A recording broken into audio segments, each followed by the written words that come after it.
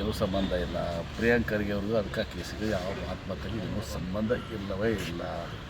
ಹೀಗಾಗಿ ಸುಮ್ಮನೆ ವಿರೋಧ ಪಕ್ಷದವರು BJPಯವರು ರಾಜಕೀಯನ ಮಾಡ್ತಾ ಇದ್ದಾರೆ.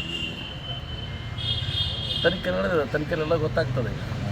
ಸರ್, DCM ಅನುಪಸ್ಥಿತಿಯಲ್ಲಿ CM ಆಪ್ತ ಸಚಿವರ ಜೊತೆ ರಾತ್ರಿ ಮೀಟಿಂಗ್ ಮಾಡಿದ್ದಾರೆ. ಆಪ್ತ ಸಚಿವರಂತಲ್ಲ, ಆಪ್ತ ಸಚಿವರು ನಾವು ಇದ್ದೀವಿ.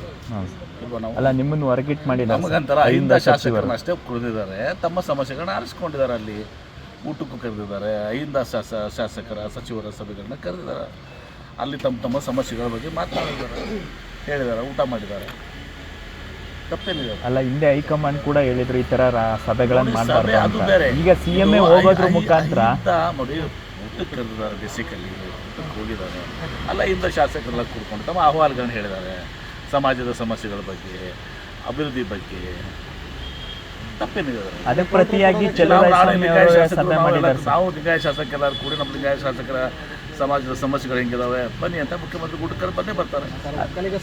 ಅವ್ರು ಕರೆದ್ರು ಬರ್ತಾರೆ. ಅವರು ಮಾಡಿದ್ದಾರೆ ಸರ್ ಪ್ರತಿಯಾಗಿ. ಇದರಲ್ಲಿ ಯಾವುದು ವಿಶೇಷ ಅರ್ಥ ಕಲ್ಪಿಸ್ಕೊಡಕ್ಕಂತ ಅರ್ಥ ಇಲ್ಲ ಸರ್. ಈಗ ಸಂಕ್ರಾಂತಿ ಬರ್ತಾ ಇದೆ ಸರ್. ಪಕ್ಷ ಮತ್ತೆ ಸರ್ಕಾರದ ಮಟ್ಟದಲ್ಲಿ ಸಂಪುಟ ಪುನಾರಚನೆ ಇರ್ಬೋದು, KPC ಅದು ಹೈಕಮಾಂಡು ಮುಖ್ಯಮಂತ್ರಿಗಳ ಪರಮಾವಧಿ. ಅವರು ಹೈಕಮಾಂಡ್ ಬಿಟ್ಟಿರುವಂಥದ್ದು, ಮುಖ್ಯಮಂತ್ರಿಗಳು ಬಿಟ್ಟಿರುವಂಥದ್ದು. ಸಂಪುಟ ವಿಸ್ತರಣೆ ಆಗಲಿ, ಸಂಪುಟ ಪುನರಚನೆ ಆಗಲಿ, ಎಲ್ಲವೂ ಕೂಡ ಮುಖ್ಯಮಂತ್ರಿಗಳು ಹೈಕಮಾಂಡ್ ನಿರ್ಧಾರ ಮಾಡ್ತಾರೆ. ಏನೂ ಸಂಬಂಧ ಇಲ್ಲ. ಪ್ರಿಯಾಂಕ್ ಖರ್ಗೆ ಅವ್ರಿಗೂ ಅದಕ್ಕೆ ಕೇಸಿಗೆ ಯಾವ ಆತ್ಮಹತ್ಯೆಗೆ ಏನೂ ಸಂಬಂಧ ಇಲ್ಲವೇ ಇಲ್ಲ. ಹೀಗಾಗಿ ಸುಮ್ಮನೆ ವಿರೋಧ ಪಕ್ಷದವರು BJPಯವರು ರಾಜಕೀಯನ ಮಾಡ್ತಾ ಇದ್ದಾರೆ. ತನಿಖೆಲೆಲ್ಲ ಗೊತ್ತಾಗ್ತದೆ. ಸರ್, DCM ಅನುಪಸ್ಥಿತಿಯಲ್ಲಿ CM ಆಪ್ತ ಸಚಿವರ ಜೊತೆ ರಾತ್ರಿ ಮೀಟಿಂಗ್ ಮಾಡಿದ್ದಾರೆ. ಆಪ್ತ ಸಚಿವರಂತಲ್ಲ, ಆಪ್ತ ಸಚಿವರು ನಾವು ಇದ್ದೀವಿ.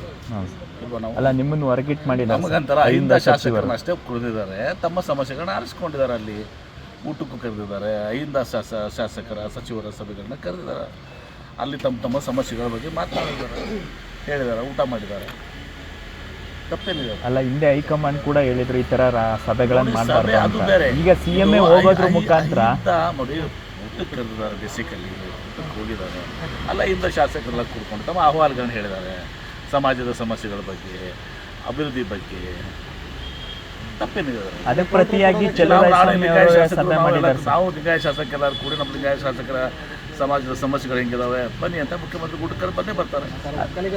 ಅವ್ರು ಕರೆದ್ರು ಬರ್ತಾರೆ.